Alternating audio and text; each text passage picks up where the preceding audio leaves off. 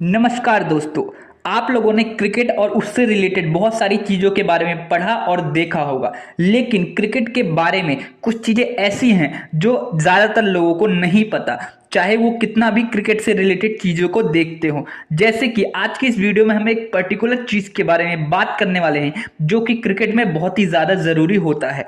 तो दोस्तों, आज हम क्रिकेट स्टेडियम के बारे में बात करने वाले हैं। उसके बारे में कुछ ऐसे रोचक तथ्य आपको बताएंगे, उनको सुनकर आप चौंक जाएंगे। तो दोस्तों, अगर आप क्रिकेट लवर हैं और क्रिकेट से रिलेटेड आपको चीज़ें देखना और सुनना पसंद है तो आपको ये वीडियो जरूर देखनी चाहिए।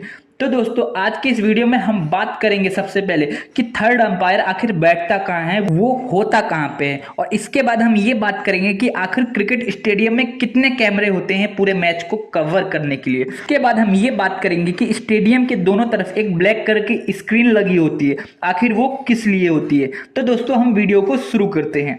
तो सबसे पहले हम पहले फैक्ट की तरफ जाते हैं। तो दोस्तों, क्या आपको पता है कि दुनिया का सबसे बड़ा और सबसे छोटा स्टेडियम कहाँ पे है या कौन सा है? तो दोस्तों, मैं आपको बता दूं कि दुनिया का सबसे बड़ा स्टेडियम सरदार पटेल स्टेडियम है, जिसको मोटेरा स्टेडियम भी बोलते हैं। ये अहमदाबाद गुजरात में है। और दोस्तों, दुनिया का सबसे छोटा स्टेडियम है फिरोजा कोटला स्टेडियम, जो कि दिल्ली में है। तो दोस्तों, अब हम अपने दूसरे फैक्ट की तरफ बढ़ते हैं। तो दोस्तों, क्या आपको पता है कि जो स्टेडियम होते हैं, दुनिया में जितने भी स्टेडियम है, वो सारे स्टेडियम गोल ही क्यों होते हैं? उसके पीछे क्या रीज़न है? वो दूसरे आकार के क्यों नहीं होते? तो दोस्तों, मैं आपको एक बात बता दूं कि ये जरूरी नहीं है कि जो वो स्टेडियम है वो सारे गोल ही बने, लेकिन ये रूल जरूर है क्रिकेट में कि जहां पे मैच हो रहा है, जो पिच है, वहां से लेके चारों तरफ का साइज सेम होना चाहिए। मतलब जहां पे मैच हो रहा है वहां से सेंटर से लेके अगर हम अप की तरफ देखें तो भी सेम होना चाहिए, डाउन देखते हैं तो भी सेम होना चाहिए, लेफ्ट देखते हैं तो भी सेम होना चाहिए, और राइट देखते हैं तो भी सेम होना चाहिए। चारों तरफ से उसका आकार सेम होना चाहिए। और ये रूल जब भी फॉलो होते हैं जब वो स्टेडियम गोल हो। तो दोस्तों, लेकिन आप लोगों ने कुछ ऐसे स्टेडियम भी देखे होंगे जो गोल नहीं है, स्क्वायर साइज में। जैसे कि न्यूजीलैंड में भी ऐसे बहुत सारे स्टेडियम हैं और ऑस्ट्रेलिया में भी बहुत सारे स्टेडियम ऐसे हैं।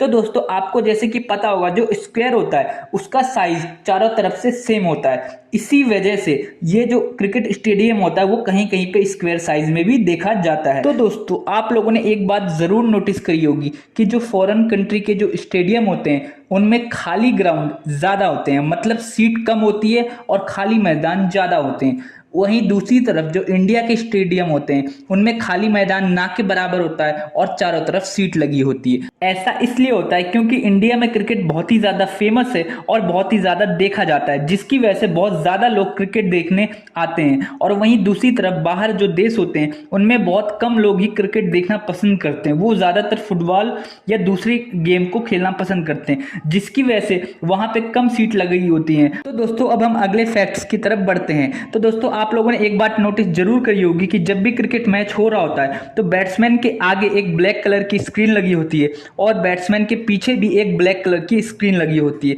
तो दोस्तों, ऐसा इसलिए होता है क्योंकि जो बॉल होती है वो व्हाइट कलर की होती है या फिर रेड कलर की होती है। तो जब भी बॉलर बॉल को फेंकता है तो बैट्समैन को वो बॉल सही से दिख जाए, इसलिए पीछे ब्लैक कलर की स्क्रीन लगी होती है। क्योंकि किसी भी चीज के पीछे अगर हम ब्लैक कलर की चीज या स्क्रीन लगा देंगे तो उस चीज की विजिबिलिटी बढ़ जाएगी, जिसकी वजह से बैट्समैन के आगे एक ब्लैक कलर की स्क्रीन होती है और बैट्समैन के पीछे ब्लैक कलर की स्क्रीन इसलिए होती है कि जब भी बॉलर बॉल डाल रहा होता है तो उसको विकेट साफ दिखे, इस वजह से पीछे ब्लैक कलर की स्क्रीन होती है, जिसकी वजह से उसका सारा फोकस विकेट पे होता है और विकेट। तो दोस्तों, अब हम अगले फैक्ट्स की तरफ बढ़ते हैं। तो दोस्तों, आप लोगों के मन में ये बात जरूर आती होगी कि क्रिकेट स्टेडियम में आखिर कितने सीटें होती हैं। तो दोस्तों, जो छोटा स्टेडियम होता है उसमें 50,000 के आसपास सीट होती है और जो मीडियम स्टेडियम होता है उसमें 1 लाख के आसपास सीटें होती हैं। लेकिन दुनिया का जो सबसे बड़ा स्टेडियम है उसमें 1,10,000 सीट है। तो दोस्तों, अब हम ये बात कर लेते हैं कि क्रिकेट स्टेडियम में इतनी हरी घास कहां से आती है। तो दोस्तों, क्या होता है, जब भी क्रिकेट होने वाला होता है तो उससे 1-2 दिन पहले वहां पे हरी कलर की घास बिछाई जाती है। वो घास जो होती है वो कहीं और से लाई जाती है, उसकी मिट्टी की जो परत होती है उसके साथ ही वो घास लाई जाती है और उसी स्टेडियम में फिर वो बिछाई जाती है।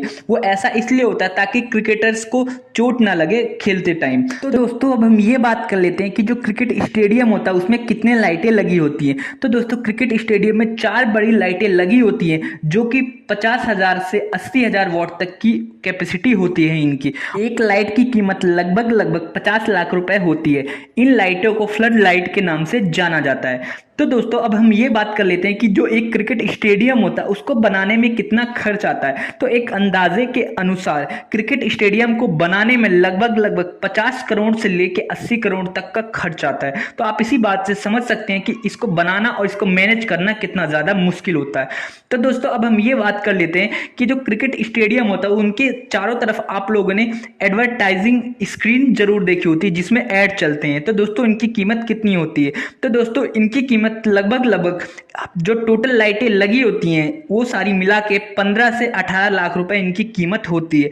तो दोस्तों अब हम ये बात कर लेते हैं कि जो थर्ड अंपायर होता है वो आखिर होता कहाँ है। तो दोस्तों जो थर्ड अंपायर होता है वो स्कोर बोर्ड के पीछे एडिटिंग रूम होता है वहीं पे बैठता है। तो एडिटिंग रूम वाले क्या करते हैं, जब भी हम टीवी देख रहे होते हैं तो हम वहां पे स्कोर देखते हैं कि इस प्लेयर ने इतने स्कोर बनाए, इतने विकेट गिर गए, इतने बॉल रह रहे हैं, ये सारी चीजें एडिटिंग रूम वाले करते हैं। तो दोस्तों अब हम ये जान लेते हैं कि जब भी कोई बॉलर बॉल फेंकता है तो उसकी स्पीड का कैसे पता चलता है। तो दोस्तों जब भी कोई बॉलर फेंक रहा होता है तो उसी के दोनों तरफ लेफ्ट और राइट 2 मशीनें लगी होती है जिनको हम रेडार गन बोलते हैं। तो वो बॉलर पे नजर रखती है कि बॉलर कितनी स्पीड से बॉल को फेंक रहा है। तो ये मशीन क्या करती है, किसी भी मूविंग ऑब्जेक्ट की स्पीड को बता सकती है। तो दोस्तों इस तरीके से बॉल और बॉलर की स्पीड का पता लगाया जाता है। तो दोस्तों अब हम ये जान लेते हैं कि जब भी कोई बैट्समैन 6 मारता है तो उसकी हाइट का कैसे पता लगाया जाता है। तो दोस्तों इसके लिए एक मशीन का यूज किया जाता है जिसका नाम है हॉकाई। ये स्टेडियम के सबसे ऊंचे वाले हिस्से पे लगा होता है। ये एक कैमरे की तरह होता है और ये पूरे स्टेडियम पे फोकस करता है। जब भी कोई ऊंची ऑब्जेक्ट इसको दिखती है तो ये उसको अपने कैमरे में कैप्चर कर लेता है और उसकी हाइट का पता लगाया जाता है। तो दोस्तों अब हम ये जान लेते हैं कि स्टेडियम में टोटल कितने कैमरे होते हैं। तो दोस्तों स्टेडियम में टोटल लगभग 30 कैमरे होते हैं। उनमें से 7 कैमरे अल्ट्रा मोशन वाले होते हैं जो कि मैच को स्लो मोशन में दिखाते हैं जब जरूरत पड़ती है। और इनमें एक स्पाइडर कैमरा होता है जो कि सबसे ऊपर मैदान में लगा होता है एक वायर के थ्रू जो इधर से उधर जा रहा होता है। और 2 कैमरे होते हैं जो कि स्टंप कैमरे होते हैं जो कि स्टंप के पास लगे होते हैं। और 2 कैमरे लगे होते हैं जो हमारे अंपायर होते हैं उनकी टोपी पे। और 6 हॉकाई कैमरे होते हैं जो कि स्टेडियम को चारों तरफ से कवर करके रखते हैं। तो दोस्तों अब हम ये बात कर लेते हैं कि जो कमेंटेटर होता है वो आखिर बैठता कहाँ है। तो दोस्तों पहले के मैचों में क्या होता था, पुराने टाइम में जो कमेंटेटर होता था वो सबसे ऊंची जगह पे बैठता था जहां से पूरे मैदान का व्यू उनको दिखे और उसको देख के वो कमेंटेटरी कर पाए। लेकिन आजकल क्या होता है कि जो कमेंटेटर होते हैं वो सबसे ऊंची जगह पे तो बैठे होते हैं लेकिन अगर उनको साफ क्लियर नहीं भी दिख रहा है तो भी उनका काम चल जाता है, क्योंकि इस टाइम टेक्नोलॉजी इतनी ज़्यादा एडवांस हो गई है कि उनको सारी चीज़ें टीवी पे एलईडी स्क्रीन पे दिख जाती हैं जिसको देख के वो हमें सारी चीज़ें बताते हैं। तो दोस्तों आज की वीडियो में बस इतना ही। पर जाने से पहले मैं चाहूँगा आप मेरे चैनल को सब्सक्राइब कर दो ताकि मैं अंदर से मोटिवेट हो सकूँ आप लोगों के लिए और भी इंफॉर्मेटिव वीडियो बनाने के लिए। वीडियो देखने के लिए आपका बहुत बहुत शुक्रिया।